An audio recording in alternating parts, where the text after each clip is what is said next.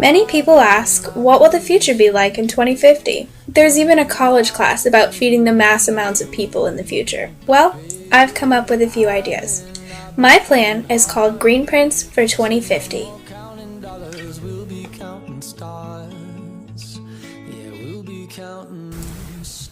Now, for those of you who wanted to see apocalyptic action, zombies, and the end of the world, I sincerely apologize. You may want to watch a different video. My view of the future contains none of those. In my future, humans have actually, surprise, learned to love the planet again. For once, the government changed before the people did. Lawmakers and officials realized that they could make the crazy environmentalists happy and make money off of it, and poof, there's a carbon-conscious, earth-friendly society. One thing that will be implemented by the government in 2050 is called the carbon tax. Scientists, mathematicians, and lawmakers work together to develop an algorithm to determine the amount of carbon that each family, business, corporation, and government-run institution or building is allowed each month. Crazy idea, right? The carbon pound limit is calculated much like taxes, and if the family or business exceeds this number, they will be taxed. With this system, every person must make an effort to conserve energy, and no, having more children will not get you more pounds of carbon. In this way, people must reduce their carbon footprint or be taxed. Government officials are no exception, and the government gets an incentive for it. Plus, if families or businesses are especially carbon conscious or far under their limit, they can receive extra tax returns for their efforts. The revenue from carbon taxes will contribute to the next implementation called Earth Service.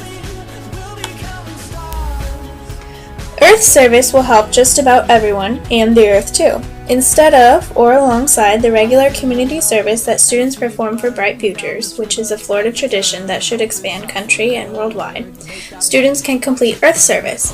Scientists will develop a list of things that people can do to reverse some of the damage and clean up the Earth, and the Earth Service will consist of these activities.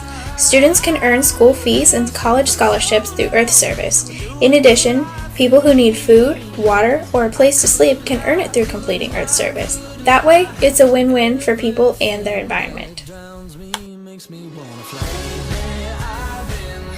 City gardening and genetically modified organisms. Since it's highly unlikely that humans will lose their dependence on cities, I've decided to make them a little bit more useful. Rooftops and building sides will be used for gardens to help feed the people and families in cities. Rooftop gardens will be in the form of greenhouses, owned by the owner of the building. They can be rented by pretty much anyone, but usually by the inhabitants or employees of that building. The rent prices are government regulated so that monopolies on gardens don't form. If the owners of the buildings don't comply, they will be fined or taxed extra for not agreeing to help the planet.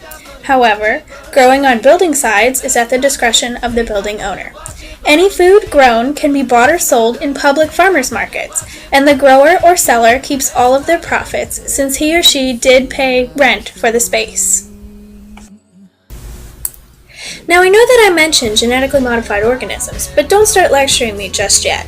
We have to remember that we will be in the year 2050 and that technology will be on our side. Foods will be genetically modified safely so that they can grow better on rooftops and building sides and require either less water or almost no soil. For example, current technology allows us to grow plants in fish tanks. The fish feed on the algae that grows on the plants, and the plants feed on the fish waste. This is known as aquaponics and is a practice that should be mastered by 2050. Both the plants and their fruits and the fish are edible.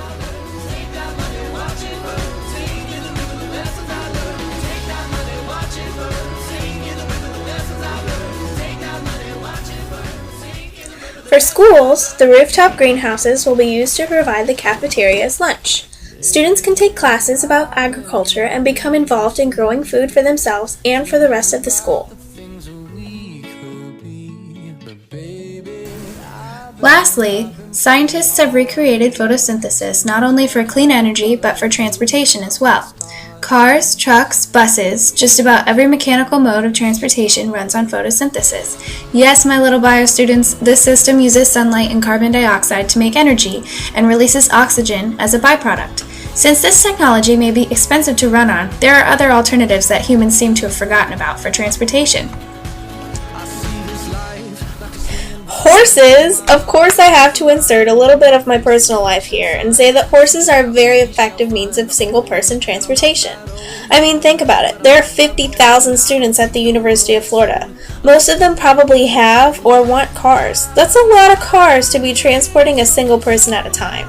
If there is room to keep horses in Gainesville, and there is, why aren't we using them? In 2050, students parking their horse at school will be no big deal. This would have huge positive impacts on organizations like Future Farmers of America and 4-H, which are both dwindling, even in areas that have space for animals, like my high school. In addition, horse manure can be used as fertilizer for all of those rooftop greenhouses. Now, I know that some of these ideas may be a little far-fetched, but so is walking on the moon and allowing women to vote. Humans, by nature, want to be the best at everything, and they strive to improve. Why else would we have 6 versions of the same iPhone? So, why can't humans strive to improve their planet and the ways they live? These 4 things may not save the whole world, but if we start thinking like this, we can come up with newer and better technologies that can save the world. But why wait until 2050? Why not start now? I feel the love and I feel it burn down this river every turn. Hope is our